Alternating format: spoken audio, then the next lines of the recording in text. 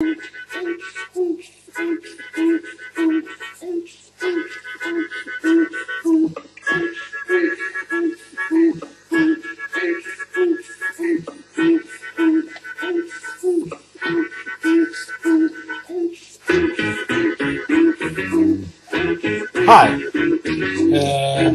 nice to see you again, dear vinyl community.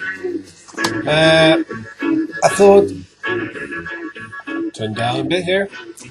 I got inspired a couple of days ago when I saw Derek Vaughan's video about where he showed a record by the Swedish composer Lars Hollmer. He showed you this album, Vill du höra mer? And I got very happy because Lars Hollmer is one of my absolute favorite composers from Sweden, and I think I'm happy that he's known by some people in other countries because he has a completely unique style. And we're listening to some music by him here. I know the microphone in this webcam is quite crappy, but hopefully you'll be able to hear some of this playful, childlike, but not childish and not sentimental music in the background. We hear the opening track of his, let's see, fourth album, Tonöga, a track called Onk Onk, and that comes from a little girl that Lars Hollmer recorded, a little girl who made some drumming sound with her mouth, and Hollmer recorded it and put it into a loop and made this whole composition. So I just got so happy while I listened to this. It's a remarkable album, and that's the key to Lars Hollmer's music. It's happy. And it's also very sad, but it's never sentimental. It never uses any fake feelings. It feels genuine, and he follows his own ideas of rhythm and melody. The melodies are often so familiar that you feel that you've heard them for your whole life, even though they sometimes are so incredibly complicated, but you don't really understand. You don't really get it because they are written in such an interesting way that they feel so simple and familiar. And also his rhythmic complexity, the time signatures he uses in some of his tracks is amazing. But still, he's doing it in such a easy way that you really don't think about how complex it is. And, well, yeah. All cheers to Lars Hollmer. I thought I'd show you some prog, Swedish prog, and because there's been quite a lot of Swedish prog being shown in the vinyl community lately, both from Derek and others, and also from my Swedish VC friends, Anders in Stockholm and Jonas, Sublim Media. So, but I thought, since Derek thought that it would be fun to see some of Lars Hollmer's albums, I've got some on CDs too, but I don't have absolute access to them right now. But I thought I'd show you the first one on Silence label, 12 Siberian bicycles, 12 sibiriska cyklar, which also includes his biggest hit, or only hit, the beautiful Boeves Psalm. But it's not very typical of his style, but it's very accessible, but absolutely worth having. Then, well, of course, you already know this one, the second one, Vill du höra mer? Don't have to say that much about that. But this is the first one that's recorded for his own label, Urspår, or Krax, as the name of the record label is, from 1982. The first one was from 1981. All these are recorded in Lars Hollmer's own studio, that was built in old chicken house outside Uppsala. Right? And of course the third, no, this is the third album. Från natt idag, From Night Today, or From Night Today. From 1983, I think. Looks like this. Right, and the one I'm playing right now in background is of course the Tonöga from 1985. And also of the Urspår Cracks label. Then we come to my favorite album of these, and it's all of these are mainly solo projects in which he plays all the instruments himself. But this is an exception. This is Vendeltid with the Looping Home Orchestra, Lars Hollmer and the Looping Home Orchestra, which includes the reed player Sven Arflot, keyboard player Sven Jansson, bass player Olle Sundén, and percussionist Mårten Tiselius. This was recorded in 1987 for the label Cracks as well, and this is my favorite album by Lars Hollmer on vinyl, because he's been continued to do albums on CD up until his too early death last year, and this is also the one that's hardest to find. I think the others sold, well, fairly well anyway, but this is quite hard to find. I found this in Uppsala, by the way, which is quite close to where he lived. So, that's Lars Hollmer for you. Well, and he, of course, he was the leader and keyboard player of Samla Mammas Manna. This is the only Samla Mammas Manna album I got so far, because, well, when they turn up, they are often not very cheap. So, but I'm still looking mainly for their album Måltid, which is a must. I've got it on CD, but of course, vinyl is king. Okay. So that was that about Lars Hollmer and Samla Mammas Manna. It's hard to say. Then we have another jazz rock prog band called Solar Plexus.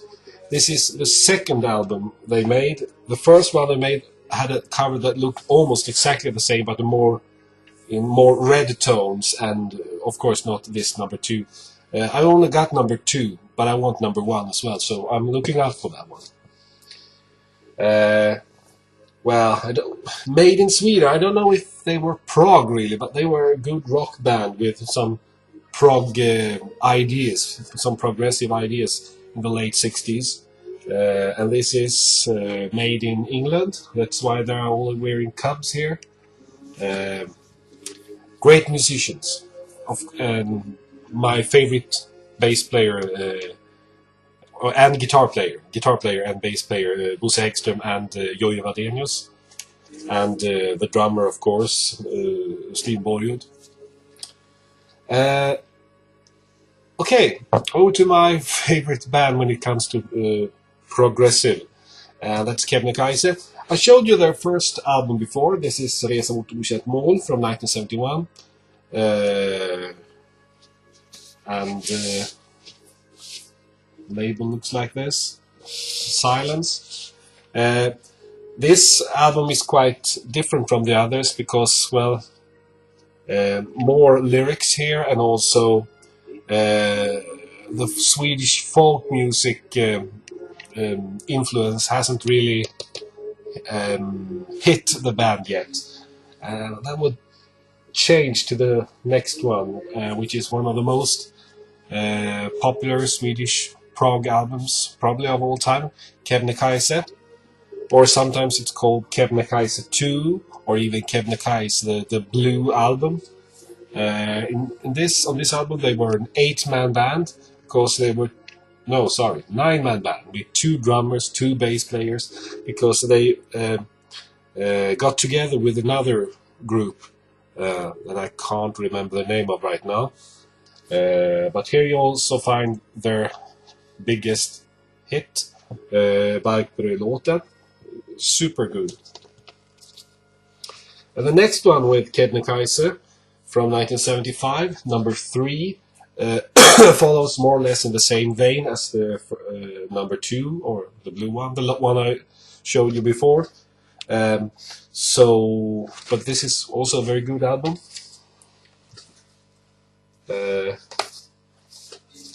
There's one album missing here.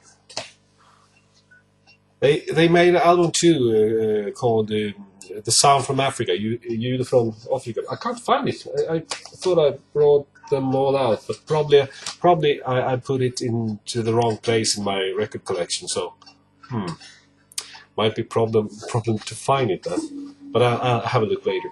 Anyway, this is also another Kebnekaise album, Elefanten, from 1977.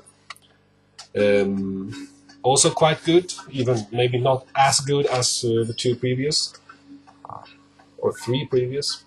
Then we have this one, the last one before they broke up. This is on Mercury, the others were on Silence. This is on Mercury, and here in my view, the heart of Kebnekaise, the guitar player Kenny Håkansson, had left the band. So he's not playing on this, and that makes this album, well, to keep the collection complete, it's good to have. This is not really, I don't think it's that good. But they made a comeback just a couple of years ago, and they released this superb album in 2009. Look at the cover. This was of course also available on CD, but I just had to have the vinyl version and just look at this sleeve. And they're back on track, and I think this album is, I think they're much better than during the 70s. And of course they were very good then as well, but this is a super album, Kebnekaise, on the Subliminal Sounds label. And last year, 2011, they came up with another one, Idioten. And well, this is very good too, or maybe not as good as the last one, but still very good, very good. And I'm so happy they're out there playing these old guys. Yeah, speaking about Kenny Håkansson, he made, when he left Kebnekaise in the late 70s, he made this solo album, Kenny Håkansson spelar springlekar och gånglåtar, in which he mixes classical Swedish folk music on violin with distorted electric guitar. So it's a very interesting album, very nice to listen to. And then he released this one in 1981, Benos Ben. And this is a bit different from the other material. I wouldn't even maybe call it prog. But, well, anyway. Oh yeah, there's a Swedish band that I would like to recommend called Kaipa. They made a couple of albums during the 70s and 80s. During the 70s, it's the 3 first albums that are worth having, in my view. And I got the second one, Inget nytt under solen. It was released on Decca. And I also had the third one, Solo, also on Decca. The first one, that was only called Kaipa, I haven't been able to track that down yet. I've seen it several times, but often a bit too expensive. But I'll get it someday, because I think it's very good. I've heard some tracks from it, so I know I really would like to have it. Okay, some other progressive music that I like. Kornet from northern Sweden. This is his alternative sleeve of the first album on this northern Sweden label Manifest that I've talked about before here. Well, I think this is a reissue. The first issue had a more black cover here.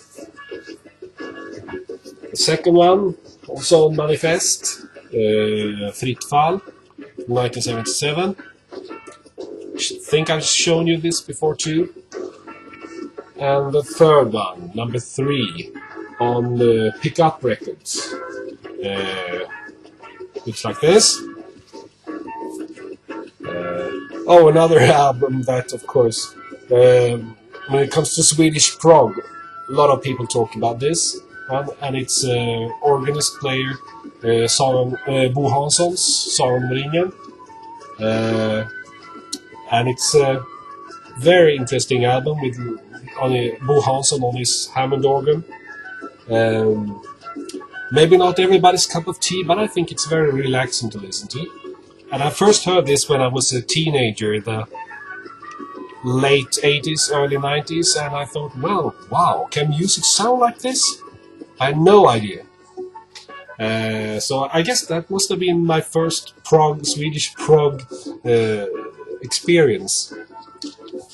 If you don't count like bands like Hoola Bandoola Band, whose music is really progressive. We have another kind of prog here with, well, more singer-songwriter, but with left-wing political messages. That's Hoola Bandoola. Nothing wrong with them, I like them very much, but it's not what we would call progressive in the music sense. Here's the other, with Bo Hansson. It's the second album, Magician's Hat. This is the English issue on Charisma. And it's quite different from the Swedish version when it comes to the sleeve, but very, very nice. Right, and the third one, Bo Hansson, Mellanväsen, from 1975, I think. And here we also find musicians from Kebnekaise, like Thomas Netzler, Mats Glenn, Kenny Håkansson.